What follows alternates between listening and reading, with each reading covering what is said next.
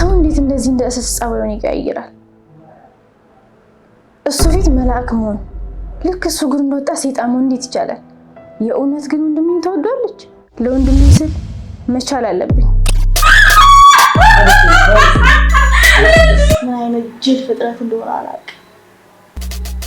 ቆይ ፍቅር እያጫወትኩኝ አንዴ ይሄ ቤትና መኪና እጅ ሲገባ አሜን ምን አስጀሽ ነበርና ነው ፍራሽ ላይ ወጥሽ የተዘበዘብሽው? ለሮዚ ምግብ ስሪላት አላልኩ? የማትረቢ እንደ ጨዋ አንገትሽ ስትደፊ ትንሽ እንኳን አታፍሪ? እዚህ ላንቺ ገረድ ያለ መሰለሽ እንዴ? አንተ አቃጠልከኝ እኮ። አቤል እባላለሁ። ደፋር። ኧረ እኔ አልደፈርኩም። ከሳሙናው በላይ ያንተን ምላስ ያቃጥላል። ሮዚ ግን ፈታ ያለች ትመስላለች።